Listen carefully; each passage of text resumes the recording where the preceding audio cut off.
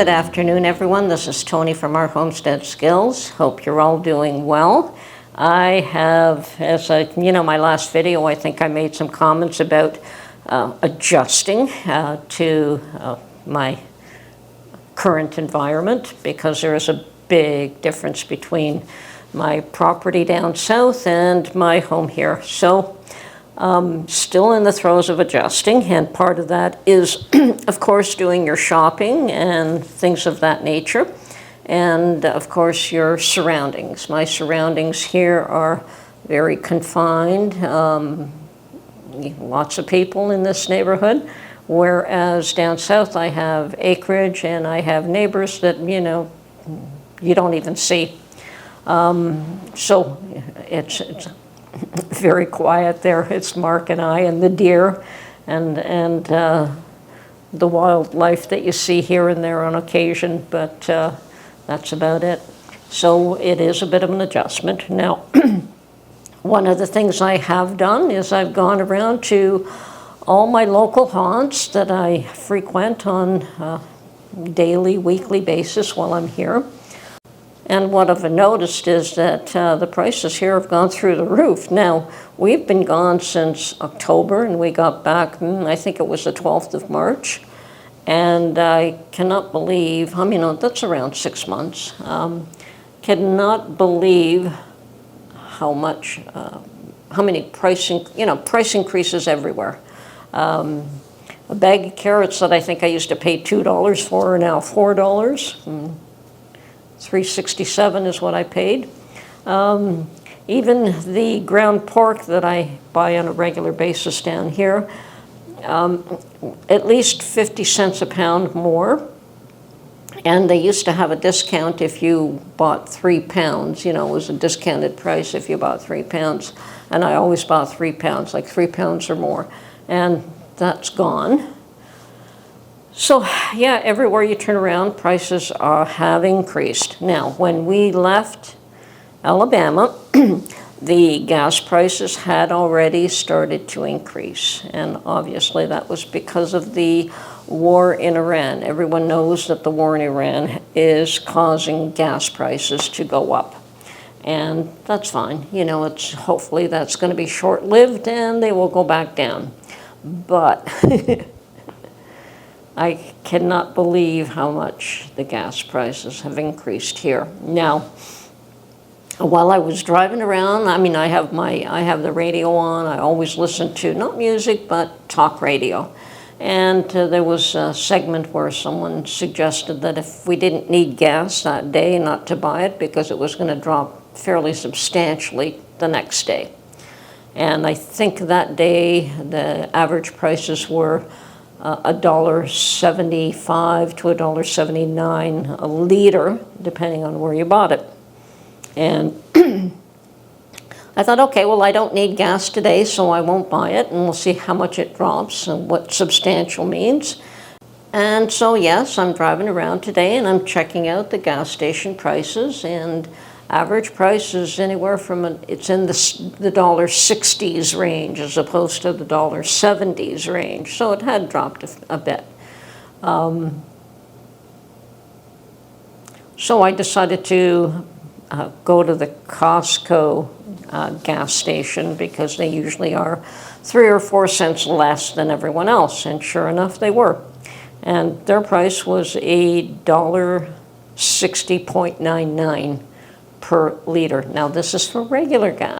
Now, just to put things in perspective, I thought I would give you a difference here. So 1 U.S. liquid gallon is the same as 3.785 liters. So yes, at $1.69, like so, $1.61 approximately, I paid $6.40 per gallon of regular gasoline. I'd hate to think what Mark's paying to put in his car. But, fortunately my car doesn't take that much, but what can I say? Hopefully those prices will drop as soon as the Iran war has concluded, which I do believe will not last that much longer. Unfortunately, when things go up, they very rarely go back down, although gas is one of those things that you do see fluctuate up and down. Food, on the other hand, and other things don't seem to drop the same. They seem to, once they accustom you to paying X amount of dollars, they don't really try to drop that at all. So I don't know what's going to happen, but yes, everything has gone up. Every time I turn around, whether it's for a bag of carrots or whether it's some meat, it's just outrageous. We're seniors, we're on pensions, and even in the last 6 months, I can say, oh yeah, I mean, insurance has gone up, hydro's gone up, internet costs have gone up. Every time you turn around, prices are increasing. So what can you do? I don't know. With me, it's like, what can you cut? We cut cable a long time ago. It isn't necessary in this home anymore. There's just, how much can you cut back and how much can you say, I don't need, I don't need, I don't need. I don't have a large enough garden here to grow a lot of my own foods, and I cannot keep animals down south. I have the land for it, I have the space for it. Unfortunately, when you're only there 6 months out of the year, what are you going to do with your animals? So I told Mark, at best I can probably keep meat chickens, because you could probably buy those, raise them during the time that you were there, and then butcher them before you leave. But I've put the idea of keeping animals out of my mind for the time being. So, of course, I do listen to a lot of talk radio here when I'm in my car, driving around, and one of the strangest things I've heard was that Canada's housing prices are a disaster because of the Iran war. And I'm like, who are you kidding? The Iran war has been going on for what, 3 weeks, 4 weeks at best? And Canada's housing problems have been going on for years. So how can anyone suggest, even remotely, that that is the cause? I don't know. People try to control the narrative. They try to control what people believe, what they see, what they hear, what they believe. I mean, I think the previous U.S. government was a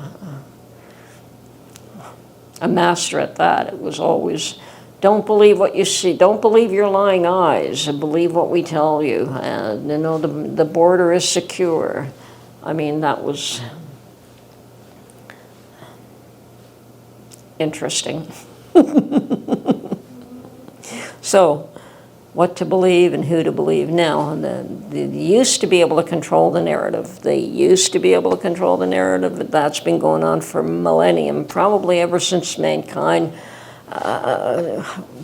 started gathering in groups. That there's always someone who determined what the narrative should be, whether it's a leader, a politician, the high priest, whoever.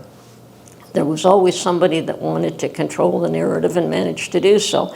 And in this day and age, that is becoming a lot harder. I mean, 40, 50 years ago, not so bad. There was television, and television could disseminate whatever people wanted the narrative to be.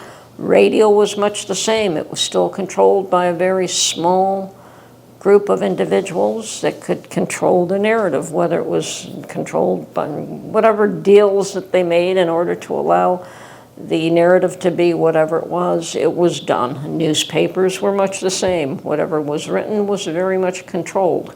So controlling the narrative, controlling what you believe, what you see, what you hear, what you know, was a lot easier to control. Now, with the world the way it is today, with a lot more independent thinkers, a lot more independent. I mean, you have thousands now of people on the internet, people such as myself, who may give you one set of ideas, one set of beliefs, one set of their perspective, and they're still trying to control the narrative. For whatever reason, you know, they have their ideas and their beliefs they're putting forward, and you can listen to it and you could say, well, yeah, there's a kernel of truth in that, but hardly worth listening to. Or you could say, yes, there's a lot of truth in that, and I'll keep believing what this person tells me because this little bit here made sense to me. Now, the issue with that is that none of us really know what's going on. We all have opinions. Whether you latch onto somebody's opinion that you agree with or whatever the case is, it's still just a small fraction. It is the drop in the ocean of understanding, let's put it that way. The world is going through a lot of turmoil. There's no doubt about that. And it has been for maybe the last 200-300 years. There's big changes, whereas before that the changes were small. The upheavals were just in select areas, where now it's worldwide. So yes, there is going to be big changes. There's no doubt about that. Yes, we all see what's going on everywhere, and we're told what we're seeing is actually occurring. You may believe some of it, you may not. You know, people all have their own ideas of what's their own intellect, their own wisdom, their own understanding, and far be it from me to suggest that they're wrong. I think everyone's got a little bit of an understanding of what's going on, but the whole picture is so much greater, so much greater. And, you know, so-and-so's in control and that person's in control. In the end, well, we'll just have to wait and see where it all pans out. I mean, from my belief that God's in control of everything, whether negative, whether positive, whether, you know, he puts people in and he takes them out. He'll put me in and he'll take me out, no different. So all we can do as individuals, is, from my belief, is do the best we can to look after our own, to prepare for emergencies, catastrophes. And I mean, I don't think those folks in Iran expected to have as much bombing, as much bombs dropped on them as what they have had. So whether or not they prepared for anything like that, who knows? I think Israel is one of those countries that have been more prepared for issues than any other country in the world. So they probably will come out a little bit ahead, even though they are attacked from all sides sometimes. They are prepared for whatever they can do to overcome the situation that they're dealing with. We have to all be individually a little bit more prepared as well. And I think in the U.S., people are more, from what I can see, they're less trusting of their government, which is probably not a bad thing. They have more resources in different ways. They have more land.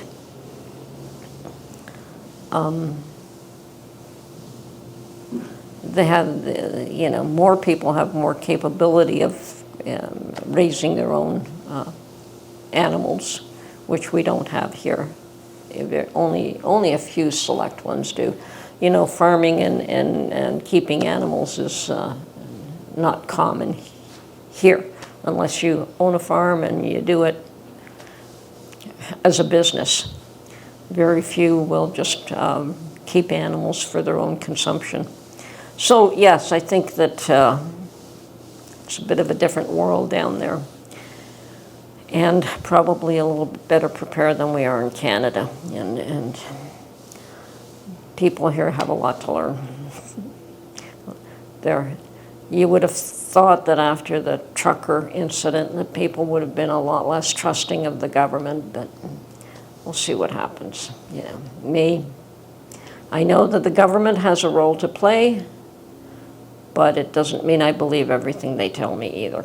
So keep your eyes open, watch for yourself, look after your family, and stay safe. This is Tony from our Homestead Skills. Talk to you soon.